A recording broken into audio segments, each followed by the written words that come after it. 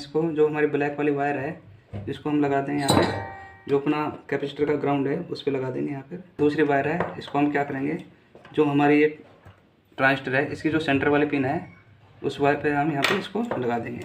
तो मॉडल को मैं यहाँ पे लगा दिया हूँ। जो हमारा ये कैपेसिटर का ग्राउंड है, एक ब्लैक वायर उस पर लगाया हूँ, और जो हमारा रेड वायर है जो अपने ट्रांजिस्टर की सेंटर वाली पिन थी उस पर मैं यहाँ पे लगा दिया हूँ। मैं अपनी 2 वायर इसमें कनेक्ट कर चुका हूँ। आइए दोस्तों इसको हम एक बार ऑन करके देख लेते हैं, देखते हैं कि हमारा मॉडल इसमें काम कर रहा है नहीं कर रहा है।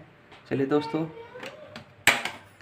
देखिए दोस्तों, मैं पावर ऑन कर चुका हूँ। हमारी ये जो रेड कलर की बत्ती है इसमें जल चुकी है, मतलब हमारी सप्लाई रिपेयर हो चुकी है और हमारा जो मॉडल है ये काम पूरी तरीके से सही कर रहा है।